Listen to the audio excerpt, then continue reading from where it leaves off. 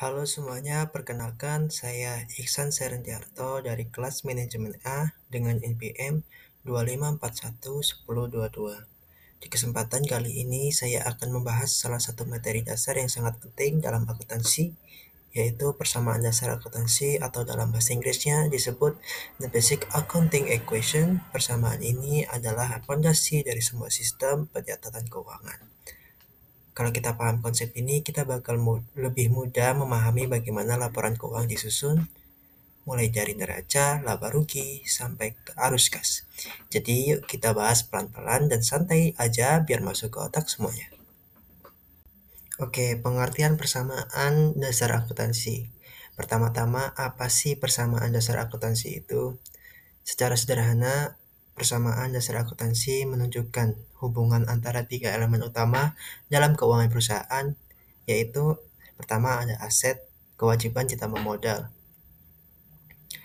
Aset adalah semua sumber daya yang dimiliki perusahaan, seperti kas, perlengkapan, kendaraan, gedung, dan piutang. Kedua ada kewajiban, atau liabilitas. Adalah segala sesuatu yang menjadi utang perusahaan kepada pihak lain, misalnya utang usaha atau pinjaman bank. Yang ketiga ada modal atau owner equity. Adalah hak pemilik atas aset perusahaan setelah dikurangi kewajiban. Persamaan ini menunjukkan bahwa setiap harta yang dimiliki perusahaan pasti berasal dari dua sumber utama, yaitu utang atau modal pemilik. Makanya setiap sisi dan persamaan ini harus selalu seimbang atau balance.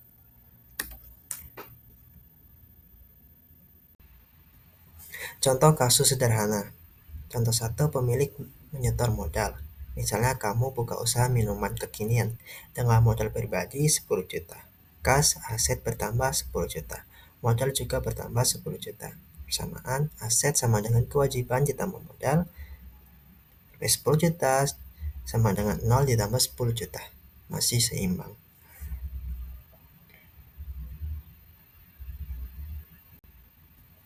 Contoh kasus sederhana. Contoh satu, pemilik menyetor modal. Misalnya kamu buka usaha minuman kekinian dengan modal pribadi 10 juta. Kas aset bertambah 10 juta. Modal juga bertambah 10 juta. Persamaan aset sama dengan kewajiban ditambah modal 10 juta sama dengan 0 ditambah 10 juta. Masih seimbang.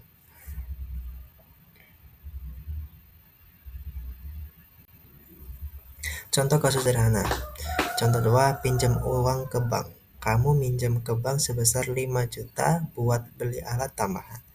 Kas aset bertambah 5 juta, kewajiban juga bertambah 5 juta. Persamaan 15 juta ditambah 5 juta ditambah 10 juta. Masih tetap seimbang. Yang ketiga, beli peralatan secara tunai. Kamu beli mesin blender seharga Rp 3 juta secara tunai.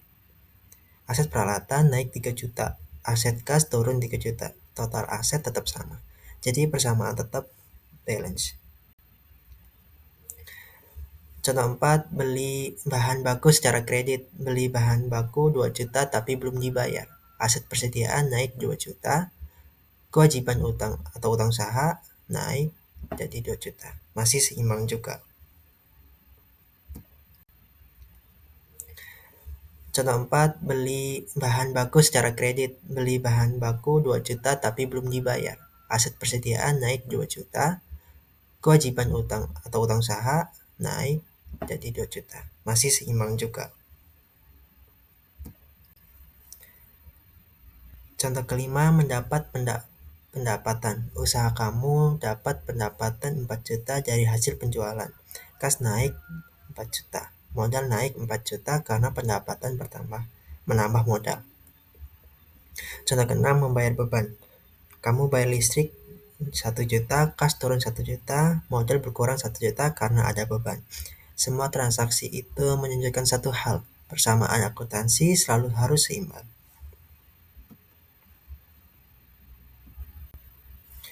Bentuk umum persamaan akuntansi. Kalau dijabarkan lebih rinci, persamaan dasar akuntansi bisa dikembangkan menjadi aset sama dengan kewajiban ditambah modal, ditambah pendapatan, dikurang beban, dikurang price, Keterangannya, pendapatan akan menambah modal.